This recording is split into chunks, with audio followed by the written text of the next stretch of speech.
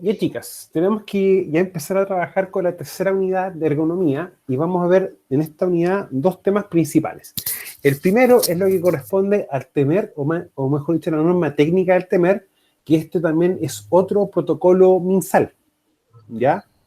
Ahora, los protocolos MinSal, chicas, le voy a ser bien franco, eh, no es que sean complejos, algunos tienen las mismas estructuras, pero implica una cantidad de trabajo importante. ¿Ya? O sea, hay que ver todo lo que es el reglamento interno, el programa de trabajo, si tenemos comité paritario, ver todo eso relacionado y también empezar a hacer como pequeños sistemas para administrar los distintos protocolos MinSal o los protocolos del Ministerio de Salud que a nosotros nos aplican. Porque, por ejemplo, si tenemos ruido, tenemos Prexor, pero quizás no tenemos agente polvo, pero sí tenemos que aplicar el TEMER por lo que viene relacionado con las extremidades superiores. Pero tenemos una organización, entonces tenemos que tener riesgos psicosociales. Entonces, de una forma u otra, es como que tenemos que trabajar la prevención desde varios puntos de vista. O sea, si ustedes se van dando cuenta, lo que es la parte de administración, pero de documentación, o lo que es la parte documental, tiene una componente bien importante, pero tampoco uno puede dejar de lado lo que son las actividades de prevención y lo que es la parte de supervisión. ¿Ya? O sea, la idea de esto es que ustedes empiecen a conocer los protocolos para que de una forma u otra ustedes también puedan ver como las formas más cómodas o fáciles de poder trabajarlas, porque los protocolos son bien extensos, ¿ya? No son difíciles, pero involucra una cantidad bien importante. Entonces, la norma técnica de identificación y evaluación de los factores de riesgo de trastornos musculoesqueléticos relacionados al trabajo, por eso ahí se llama TEMER, y con las extremidades superiores. Dentro del contenido de Moodle, en estos días les voy a subir unas metodologías que son REVA y RULA, ¿ya? Son dos metodologías bien simples, bien sencillas, pero son metodologías que a nosotros nos permiten poder hacer la identificación y evaluación de factores de riesgo. ¿Y por qué hay que entenderlo de esa perspectiva? Porque quizás tengo que hacer un movimiento que es, en el fondo es como pinza, o quizás tengo que hacer un movimiento en que implica rotación de muñeca, ¿ya? O tengo que hacer movimientos rápido corto o rápido lento, como por ejemplo estar batiendo, ¿ya? O estar cortando algo con tijera. Pero, y también tiene otra característica, que en la práctica van a ser actividades o movimientos que yo haga muchas veces en un periodo de mi trabajo. O sea, imaginémonos, por ejemplo, una imprenta que un día tenga que dedicarse netamente, por ejemplo, a cortar tarjetas. Claro, eso quizás no lo haces con una tijera, pero sí lo haces con una guillotina. Entonces, estar colocando el papel, cuadrándolo, bajando la guillotilla y empezar a cortar, eso, si tú lo haces 100, 200 veces en un día, ya va a empezar a generar un trastorno en un grado. ¿Ya? Por lo tanto, es importante hacer una identificación correcta para hacer luego una evaluación. Cuando uno habla de identificar y evaluar, ¿ya? No es muy distinto a lo que uno hace desde este punto de vista. Desde que es identificar los factores de riesgo, ¿ya? O identificar mi peligro, luego la evaluación, que es medir y comparar, y luego el control. Ahora, si esto mismo nosotros lo llevamos, por ejemplo, a una estructura quizás de un protocolo MinSal, pudiese quedar algo así, que en la práctica yo identifico los factores de riesgo, que en el fondo es identificar todas las cualidades del trabajo. Y acá es identificar las cualidades que hace que un movimiento repetitivo o algo relacionado con la extremidad superior sea así. Luego, la etapa cualitativa, que es medir y comparar, ¿ya? O también estimar la situación para ver, con un patrón, para ver en qué situación de riesgo estamos. Y luego, las medidas de control, que se basa, en el fondo, en la evaluación de riesgo, pero a cuál factor de riesgo yo debo controlar en sí. Por eso que en el fondo, esto es primero, esto es segundo, esto es tercero, pero esto se realiza en base a estos dos. ¿Ya? Por eso es que esto siempre uno tiene que entenderlo desde esa perspectiva. Ahora, en sí el Ministerio de Salud, entre sus políticas de salud pública, considera relevante la prevención de las enfermedades que irían o se agravan por efecto de los factores de riesgo del lugar de trabajo.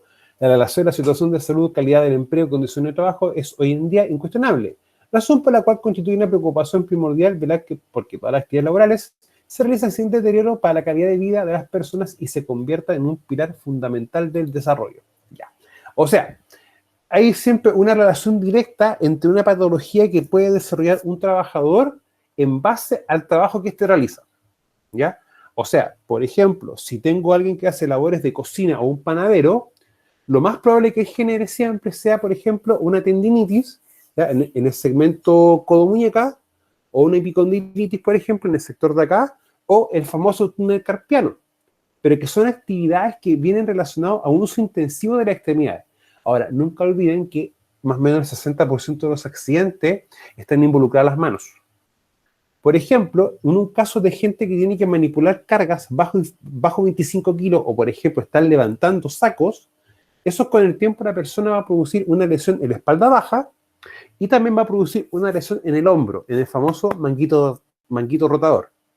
Ya, bueno, que es una lesión también que se va agravando con el paso del tiempo. Ya, o sea, uno cuando se empieza a volver más viejo, ya empieza a tener un deterioro y desgaste del cuerpo. Ahora, ¿qué vamos a entender nosotros por trastorno musculoesquelético o el famoso TME? Es una lesión física originada por un trauma acumulado. O sea, cuando uno habla de un trauma acumulado es cuando el cuerpo se daña, ¿ya? Y no tiene un descanso, sino que ese daño se sigue, y este se empieza a agrandar, se empieza a acumular, ¿ya? Ahora, yo siempre le hago una pregunta a todos los estudiantes. ¿Es normal, por ejemplo, que uno sienta dolor? No, no es normal eso, ¿ya? O, por ejemplo, ¿es normal que uno esté en posición de cuclilla o con la espalda doblada o agachado en ciertas posiciones no anatómicas? Tampoco. Entonces, ¿qué pasa? Bueno, en este momento uno está sentado, no estoy sentado como debiese, ojo, ahí hay un tema, y debiese estar sentado recto, espalda recta, ya mirando el ángulo, o sea, tengo las pantallas en ángulo, pero yo no estoy sentado en ángulo como debiese. Ahora, cuando el cuerpo empieza a hacer una labor, 2, 30, 50, 60, 80 veces en un día, y no recibe descanso, el desgaste de la lesión se empieza a acumular. Y de ahí que nosotros vamos a empezar a sentir dolor o fatiga. La fatiga, o mejor dicho, una leve molestia, es el primer indicador de que lo que tú estás haciendo no está siendo correcto, no está siendo adecuado.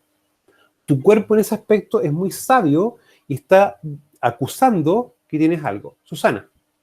Profe, ¿cómo se hace la evaluación a un puesto de trabajo? ¿En base a qué? Ya, es que primero que todo hay que ver una cosa bien puntual. Hay que definir el puesto de trabajo, primera instancia, y luego tú tienes que definir las tareas.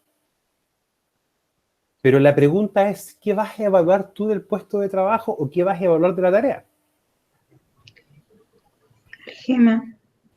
O sea, primero hay que ver el gema, o sea, primero que nada el equipo y la persona que lo va a realizar.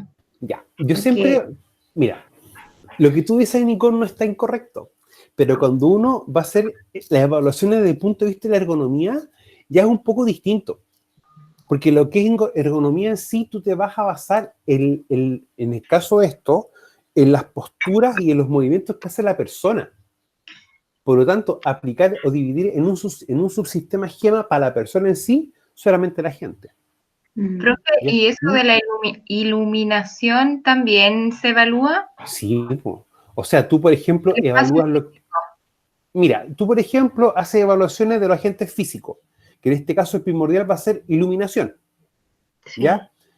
Miren, la próxima semana ya vamos a dejar unos minutos antes o partimos un poquito antes de la clase y si quieren le hago un leve taller o un taller bien cortito de cómo, por ejemplo, hacer mediciones de luz o medición del puesto de trabajo con lo que respecta a luz. Vamos a trabajar con dos luxómetros, ¿ya? Y tengo dos tipos específicos. Ya. ¿Por qué es importante el tema de la luz, por ejemplo, desde el punto de vista de la ergonomía? Porque para ver la adecuada iluminación, colocar una iluminación adecuada detrás de las pantallas para que el deslumbramiento de las pantallas no moleste a los ojos, o por ejemplo los ángulos de visión, ¿para qué? Para que el ángulo con que esté el cuello y los ojos sea el más correcto para no producir un sobreesfuerzo a nivel de cuello. Entonces, la ergonomía en sí, ese es más o menos como el fin que tiene. Ahora, yo por eso les preguntaba bien qué tareas y qué parte del ambiente de trabajo uno tiene que evaluar. Porque esta es una de las diferencias quizás muchas veces con lo que es una evaluación de riesgo formal. Cuando yo evalúo riesgo, por ejemplo, de seguridad, yo aplico un VEP, un valor esperado de pérdida. Veo qué tan probable y la consecuencia de algo que pueda pasar. Perfecto. Pero cuando, por ejemplo, evalúo los riesgos psicosociales, yo no estoy en sí evaluando el trabajo, estoy evaluando la percepción del trabajador sobre algo. Eso es un ejemplo. Si estoy evaluando un puesto de trabajo, en sí yo estoy evaluando cómo está este organizado y estructurado, pero para que la persona no tenga una molestia física, ¿ya? Por eso es que es muy importante siempre definir las tareas. En el caso de los trastornos musculoesqueléticos, eso es lo importante, la tarea. Ahora, desde un punto de vista, uno puede decir, ok, pero, ¿y las evaluaciones? Eso yo se los voy a dejar después para que ustedes los puedan revisar. Porque son cosas, chicos, bien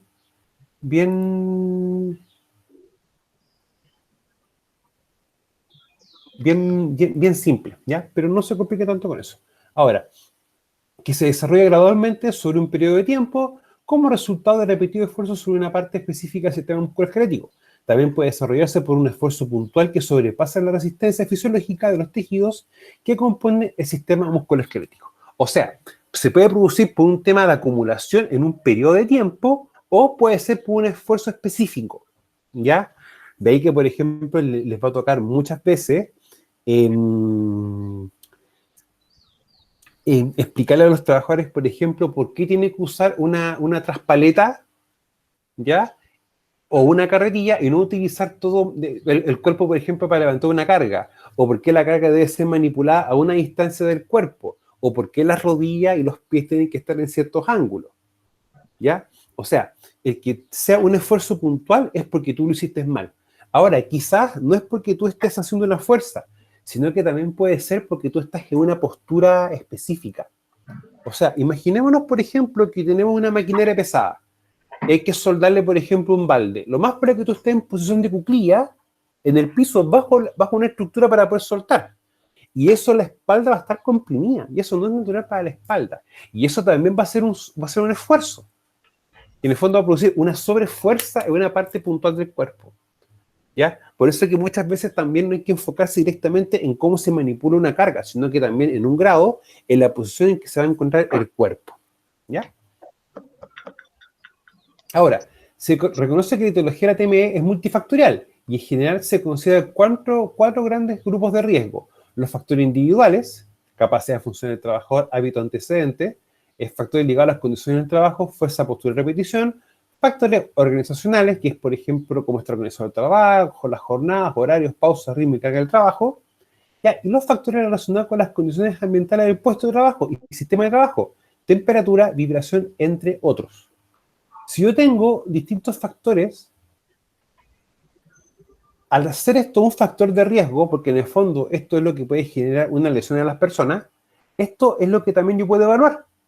Por eso que lo que explicaba o lo que preguntaba recién Susana tenía lógica, porque yo, por ejemplo, puedo hacer evaluaciones de temperatura, puedo hacer, por ejemplo, evaluaciones de vibraciones, cómo está la luminosidad, e incluso hasta ruido.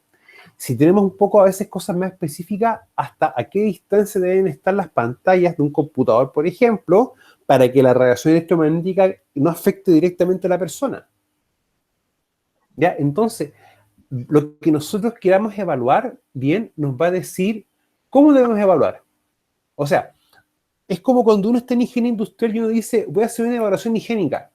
Ya, pero en primera instancia uno se pone a pensar, debo seleccionar a la gente para poder evaluar. Porque agentes distintos, evaluaciones distintas. Y si ustedes se dan cuenta en esto, vamos a tener factores distintos y evaluaciones distintas. Quizás los factores organizacionales va a ser un poco complejo evaluarlo desde esta perspectiva, pero perfectamente yo puedo evaluarlo desde, por ejemplo, el punto de vista de los riesgos psicosociales. O quizás yo me doy cuenta que la carga y las pausas y el ritmo de trabajo no permiten que el trabajador pueda tener un descanso, por ejemplo, y se sobreexija y empieza a pasar el primer caso de lo que es la TME. O también puede pasar el segundo, de lo de la definición que esta puede tener. Ahora, otro elemento importante son extremidades superiores, las EESS, segmento corporal que comprenden estructuras anatómicas de hombro, brazo, antebrazo, codo, muñeca y mano, ¿ya? ¿Y por qué hacemos la referencia de esto? ¿Ya? Porque más adelante nos vamos a dar cuenta que es lo primario que uno empieza a evaluar. Ahora, desde una perspectiva u otra, la sección de la mano y el brazo completo, ¿ya? Es lo que se trabaja y se utiliza mucho prácticamente para todos los trabajos. O sea, desde, por ejemplo, lo que haces tú, Nicole, desde, por ejemplo, lo que hago yo, en lo que es utilizar un computador, una pantalla, o lo que puede hacer uno en vivo y en directo, o en un laboratorio, en un taller, ¿ya? Lo que hacen ustedes también cuando tienen que hacer labores de dueña de casa, que yo sigo insistiendo, eso de dueña de casa no es algo fácil ni sencillo, se trabaja incluso mucho más que en un trabajo normal y habitual, ¿ya? ¿Y eso implica un desgaste físico? Sí, implica un desgaste, ¿ya? Un desgaste físico, un desgaste emocional y una serie de cosas. Pero todos esos trabajos que tienen en común, esto. Ahora, imagínense, por ejemplo, un mecánico, un soldador, una persona en una empresa que, por ejemplo, fabrican estructura y él es encargado solamente de corte. O sea, tiene que estar haciendo esto, cargando una máquina o empujando, traccionando cosas. ¿Ya? Y eso empieza a generar distintos elementos. Ahora, trastorno musculoesquelético de la extremidad superior. Alteraciones de las unidades musculotendinosas de los nervios periféricos o del sistema vascular de la extremidad superior. ¿Ya? O sea, cuando ya se empiezan a inflamar ciertas estructuras, por ejemplo. ¿Ya? Recuerden que túnel carpiano es cuando se empieza a inflamar y molestar esta zona de acá, y después cuando llega al tema más complejo, cuando hace una cirugía, corta una bandita para que se libere la presión. ¿Ya? Y eso es un tema, chicos. O sea, desde el punto de vista laboral y desde el punto de vista de mi experiencia, lo que ustedes más van a ver es problema al hombro y problema en la espalda baja. Netamente porque se trabaja con una posición cargada y el hombro prácticamente participa en todos los movimientos que yo haga. De ahí que viene una implicancia con aquello. Trastorno musculoesquelético de las extremidades superiores relacionadas con el trabajo, ¿ya? ¿Y por qué hay que hacer esa como diferenciación? Recuerden que un accidente del trabajo o una enfermedad profesional es todo lo que se genera a partir del trabajo, ¿ya? Y en el fondo, el mecanismo que genera esa lesión, tú puedas comprobar que tiene una relación laboral.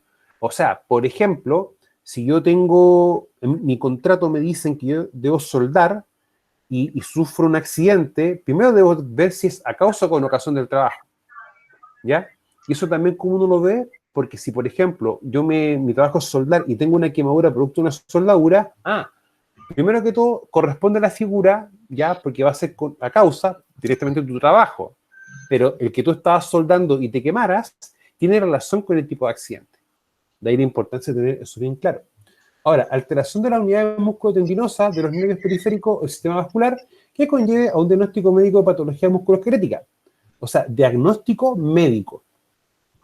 O sea, yo experto en prevención, usted experto en prevención, no podemos decir a un trabajador, oye, tú tienes un problema musculoesquelético, sino que tiene que ser diagnosticado por un médico, ¿ya? Ojo con eso. Ahora, y que su origen esté relacionado con factores de riesgo presentes en el puesto de trabajo o actividad relacionada con el trabajo. O sea, algún factor que, por ejemplo, ya esté más ligado con lo que puede estar en estos tres de acá. El primer factor, muchas veces uno debe considerarlo cuando estábamos viendo en medicina del trabajo, por ejemplo, el concepto de las determinantes de salud, que ya son determinantes de la condición de salud propia del trabajador. O sea, por ejemplo, el sobrepeso va a hacer que la columna vertebral no esté en su posición normal, sino que esté levemente hacia adelante. Por lo tanto, va a empezar a producir un desgaste entre los cojinetes de las vértebras. Otro mal ejemplo son los tacos, por ejemplo. Los tacos producen, claro, una mujer se ve bonita con un taco, pero el nivel de daño que se puso en el cuerpo, yo le voy a ser bien franco. Hay algunas mujeres les gusta, a algunas mujeres no les gusta. Si a mí me preguntan, ponerte un taco así no te va a hacer más o menos lindo de lo que ya una mujer es.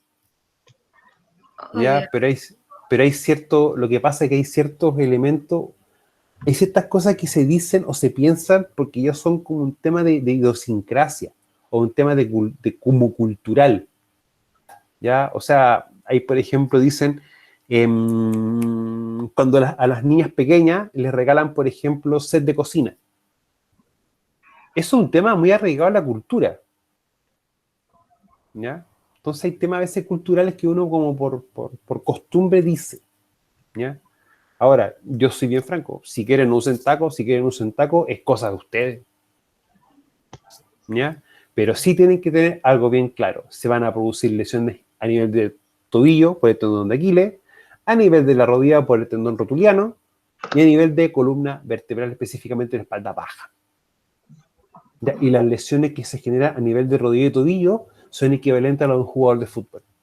O sea, perfectamente se pueden cortar ligamentos. ¿Ya? Así que hay que pensarlo 2, 3, 4, 5, 6 veces. ¿Ya? Incluso lo que hacen muchas empresas y muchas secretarias que también he visto, que andan con los tacos en una bolsita. Entonces todo lo que es la movilización de la casa al trabajo lo hacen con zapatillas. ¿Cierto? Sí. Y en el trabajo solamente lo usan puntualmente. ¿Ya? Y a ver, también hay que ser bien claro. Yo nunca he usado tacos, pero admiro a esas personas que usan unos tacos así aguja con así una superficie de apoyo que es como de medio centímetro por medio centímetro. O sea, más encima hay un tema de estabilidad que es bien complejo. Entonces, bueno, hay gente que le gusta, hay gente que quiere experimentar o rozar con la muerte más fácil. Bueno, ahí hay temas. O sea, yo lo digo así porque mi novia es chiquitita. Entonces... Para verme más grande, me gustan los tacos. Y mis dos mejores amigas miden menos de 1,50. Entonces, sé el tema y el conflicto de los tacos, pero no son para nada sanos, chicos. ¿Ya? O sea, incluso hasta los mismos zapatos de seguridad en ciertos contextos tampoco son muy sanos. ¿Ya? Para que también puede tener claro ese origen. Ahora, otro punto importante son tarea o tarea laboral, conjunto de acciones técnicas utilizadas para cumplir un objetivo dentro de un proceso productivo o la obtención de un producto determinado dentro del mismo. Nosotros tenemos un proceso, actividad y tarea. Por eso es siempre importante definir la tarea, porque la tarea en la práctica es lo que va, es como la unidad más pequeña. O sea, por ejemplo, proceso hacer pan. Actividad puede ser, por ejemplo, mezcla. Y la tarea van a ser como todos los pasos necesarios para hacer la mezcla. O sea, por ejemplo, en ese caso puede ser tomar un quintal de harina, por ejemplo, o uno más pequeño, colocar una balanza, colocar un bol, colocar la harina e ir pesando lo que uno tenga que hacer. Si ustedes empiezan a ver, miren, ven un poquito la pantalla. Si ustedes tienen que tomar algo, colocarlo, después hacer esto, empezar a hacer esto, empezar a hacer esto, si te dan cuenta, uno tiene movimientos repetitivos que son en cortos periodos de tiempo. Por eso es importante darnos cuenta de que es importante desde el punto de vista de lo que son el trastorno musculoesquelético, es eso, ¿ya? Evaluar la tarea. Ahora, complementando un poco lo que mencionaba Susana, cuando uno también quiere hacer evaluaciones, uno ve el ambiente de trabajo donde se realiza una tarea. ¿Ya? Entonces yo puedo evaluar una condición del ambiente de trabajo. ¿Ya? Y de hecho, aunque parezca paradójico, pero los puestos de trabajo de secretaria son los que uno tiene que hacer la evaluación de riesgo muy bien hecha. La cantidad de tendinitis, tanto en el segmento codo-muñeca como a nivel de cuello, por malas posturas del lugar de trabajo, es algo espantoso. O Creo sea, que créanme que genera... también Dígame. decía que los que más provocaban ese trauma ¿Mm? eran las personas que trabajaban, por ejemplo, confeccionando ropa. Sí. Mira, Aparte de que, por ejemplo, si era en una industria, no es solo el tema de estar haciendo movimientos repetitivos, sino que era el espacio, porque donde eran tanta gente, los espacios eran demasiado reducidos para cada trabajador. de ahí tienes un riesgo higiénico bien importante que es ruido. Segundo, condiciones de luminosidad, porque como tienes que hacer muchas cosas a nivel de detalle, necesitas tener una cantidad de luz mucho más intensa. Y tercero, vamos a estar expuestos a un agente neumoconógeno, Sí, por el tema del textil, del algodón. las fibras de algodón. ¿Ya? O sea, es un panorama. Ahora, por ejemplo, ponle en el caso de una panadería. Tenemos espacio de reducido, tenemos mucho equipo, tenemos La temperaturas temperatura, ambientales, ¿no es cierto? Y también vamos a estar expuestos a otro agente higiénico, el polvo. el polvo, porque eso se considera como polvo neumoconógeno. No, Sí. no te va a producir una silicosis ni una enfermedad grave, pero sí te va a producir un asma ocupacional. En el fondo, una disminución de la capacidad respiratoria. Profe, en ergonomía es donde como que más se ve el causa-efecto, ¿no? Es que literalmente, mira, cuando uno, por ejemplo, cuando uno tiene que investigar accidentes, uno tiene que determinar las causas. O sea, uno tiene que ver distintos fallos, distintas cosas. En cambio, en ergonomía es más fácil. Por ejemplo, si tú ves un trabajador que su trabajo es descargar cajas y tú ves que le está generando una tendinitis a nivel de hombro, a nivel de codo o a nivel de espalda, el mecanismo de acción que genera esa lesión es evidente. O quizás te va a tomar un periodo de tiempo muy, muy corto o realizar una pauta de evaluación muy sencilla para poder determinar la causa-efecto, pero eso es prácticamente rápido. Por eso que muchas veces lo que es la parte de higiene industrial y ergonomía no se toma mucho en las empresas. Siempre las empresas van de cabeza en la parte de seguridad. ¿Ya? ¿Y por qué? Hay también como un tema de pensamiento, como lo que explicábamos recién. No, si la persona está sentada, no le va a pasar nada. No, si trabaja sentado, no le pasa nada. Y no, pues, te pasan cosas, pues. Si mínimo tú tienes... No se cansa. No, y aparte, mira, estar mucho rato sentado empieza a disminuir la circulación sanguínea. Eso es así. Y las mujeres, por naturaleza, ya tienen una circulación sanguínea que es lenta. Por eso, que cuando tú estás mucho rato de pie o mucho rato sentado, ¿qué pasa en lo que es tarde-noche? ¿Te molestan las piernas? Cansancio. Cansancio en las piernas, ¿no es cierto? Y ahí vienen después que usted tiene que recostarse con las piernas en alto. ¿Para qué? Para forzar la circulación. Y eso también debe complementarse con a lo menos media hora de caminata continua. Entonces, no, el que tú estés sentado un rato, un tiempo en específico, es que no te genere lesión, te va a generar lesión igual, pero no quizá en la misma magnitud que una persona que está cortando algo, soldando algo. ¿Ya?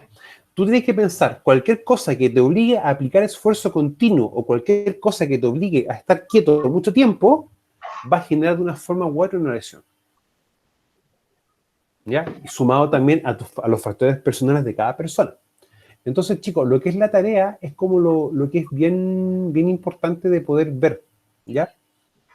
Miren, la próxima semana vamos a también dar un ejemplo de esto, para que les expliquen un poco más concreto. ¿Ya?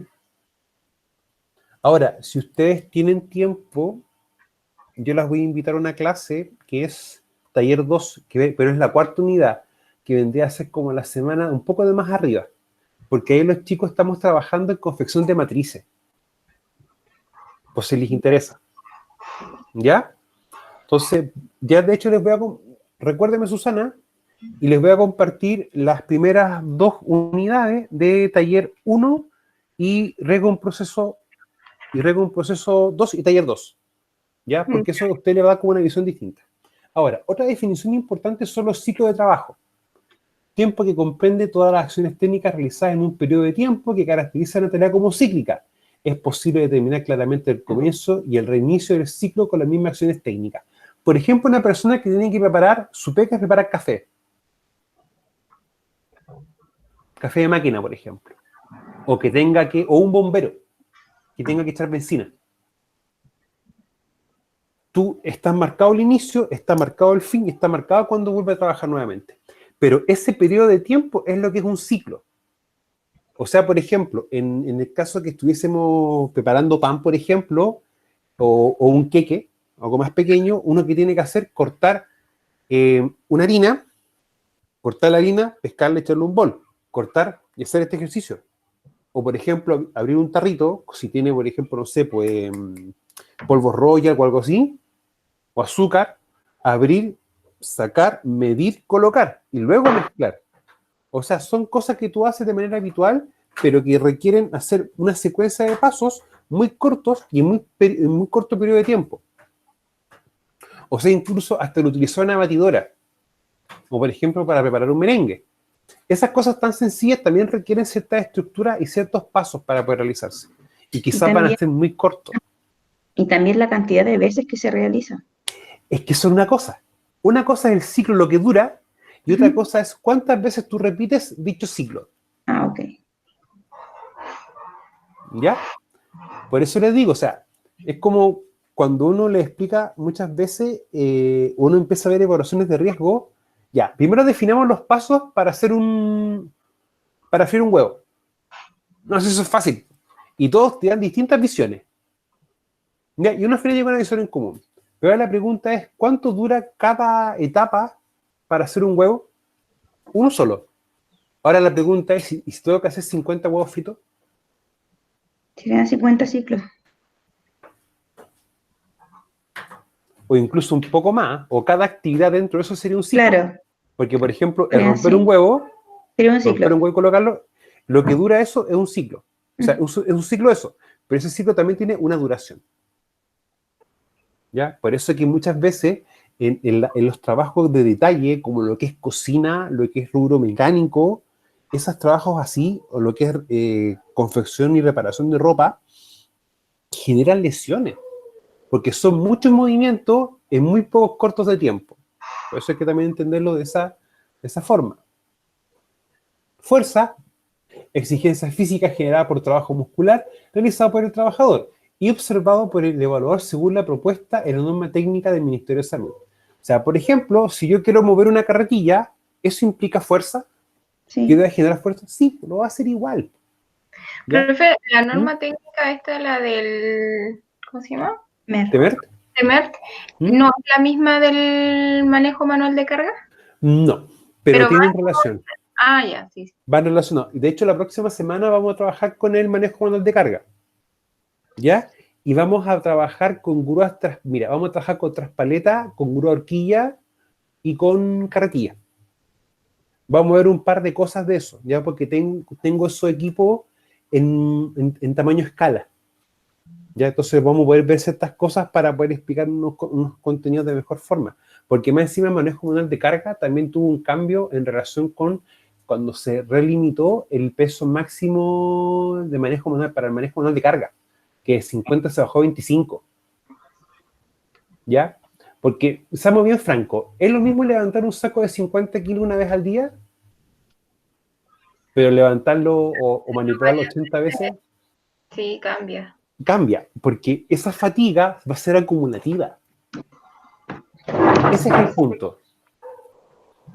¿Ya? Por eso hay que tener más o menos eso en claridad.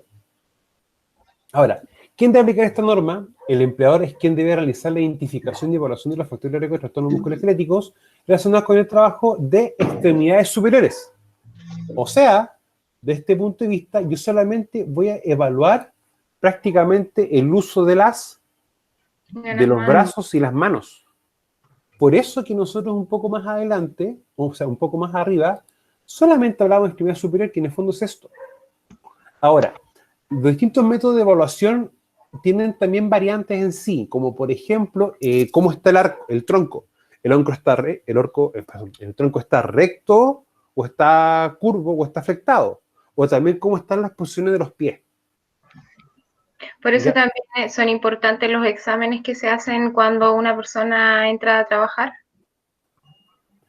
como las Mira, radiografías que hacen. eso es netamente lo que pasa es que eso se utiliza mucho para lo que es la parte de higiene industrial en sí. ¿Ya? Ahora, hay ciertos exámenes que se aplican ya, pero cuando tú estás trabajando ya sobre una altura, sobre los 3.500 metros de altura, que es para ver Pero, si tú por tienes la ejemplo, si una resistencia. persona tiene, no sé, por problema a la espalda, obviamente que no se puede dar no sé, algún trabajo que le afecte en la postura. Ya, y bajo ese punto de vista, el Código del Trabajo establece una obligación en el empleador, que el empleador debe verificar el estado de salud de la persona. Entonces no es lo mismo del preocupacional. Técnicamente no. O sea, el preocupacional es que van a ver, es que lo que pasa es que hay diferencias con eso. Porque, por ejemplo, decir que la persona está en el estado de salud es como que también el trabajador todos los días llega al trabajo y ¿qué hace? Rellena una encuesta por si está enfermo o está tomando algún medicamento. Eso también es verificar el estado de salud de la persona. O en el caso de ahora, por ejemplo, que si te preguntan, ¿tienes síntomas, presentas fiebre o has estado en contacto estrecho con una persona con COVID? Y la temperatura y todo eso, ¿no? Claro, entonces por eso te digo, es como que tiene relación, están juntos, pero si tú le das otra mirada, también son elementos separados. ¿ya? Pero los exámenes preocupacionales es muy raro que esté como orientado también a esto. Ah, ya. Está más enfocado al funcionamiento de los órganos del cuerpo. Por eso tiene ese tema. Después, ya. Según la norma técnica del Ministerio de Salud, con el objetivo de determinar los niveles de riesgo a los que se encuentran expuestos los trabajadores. ¿Ya? O sea, por eso que muchas veces uno explica que el TEMER tiene más relación con las extremidades superiores y que no evalúa las extremidades inferiores, pero sí va a considerar dentro de algunos factores de evaluación cómo está la postura de los pies, por ejemplo, o la rodilla o la espalda, ¿ya? Para poder tomarlo en cuenta. Ahora, ¿por qué dice que el empleador debe aplicarlo? Porque recuerden que el empleador es el que está obligado a hacer el control de riesgos. O sea, él tiene la responsabilidad de aquello. Pero, sin embargo, contrata a un experto en prevención para que él la pueda realizar. Porque él tiene la competencia para hacer eso. Pero el responsable último de entregar los recursos es el empleador. ¿Ya? Para que nunca pierdan ese objetivo. Bueno, la identificación de los factores de riesgo. Los factores de riesgo que hablaremos son movimiento repetitivo, fuerza y posturas forzadas. Las posturas forzadas hay que tomarlas como las posturas no naturales, ¿ya? Como estar en cuclillas, estar con la espalda media doblada o estar en un ángulo que no es normal. La lista de chequeo para la identificación y evaluación del riesgo de TEMER-S va acompañada de un diagrama de decisión que orienta los pasos a seguir en la evaluación, ¿ya? Y los objetivos de la lista de chequeo. La próxima semana, chicas, vamos a ver un formato tipo de esto, ¿ya? Y vamos a también trabajar con lo que hemos en el de carga. Así que lo más probable es que partamos un poquito más temprano. ¿Para qué? Para poder ver bien un poco lo que me comprometí con el tema de la medición de luz, ¿ya? Y podamos ver esto un poco más en extenso, porque me interesa ver la parte práctica de lo que es manejo modal de carga, porque con eso mismo, de la guía técnica para el manejo modal de carga, uno en las empresas debe establecer un procedimiento para el manejo manual de cargas. ¿Ya? Por eso es importante tenerlo, porque uno debe limitar, o por ejemplo, sobre qué carga debe realizarse entre 2 personas, etcétera. Y tiene toda una lógica. Profe, ¿y cómo se llama? Esta cosa se me olvidó. ¿El TEMER? Sí, ¿esta tiene como una estructura ya establecida o uno la tiene que ir creando? No, un protocolo. Es un protocolo Como con estructura definida. Ah, ya. Tiene estructura definida. Pero lo que pasa es que por tema de tiempo, la próxima semana vamos a ver como los temas más principales. Porque en sí es bastante extenso, ¿ya? Pero yo les digo, o sea, déjenme buscar bien los videos de Revi Rula para poder colocárselos para que ustedes lo puedan ver y se dan a cuenta que las formas de evaluación tampoco son tan complejas. Profesor, disculpe. Dígame. Eso ya lo pasó ya en la clase, que no vi la clase anterior. No, la clase anterior era la última parte de la unidad 2 de anatomía. Ya, entonces no pasa el Revi Ruler, ¿no? No. ¿Cómo se dice? ¿Cómo se dice? Reva y Rula. Ya, que son como las metodologías más utilizadas, ya, en realidad, para lo que es la evaluación de riesgo de interés higiénico.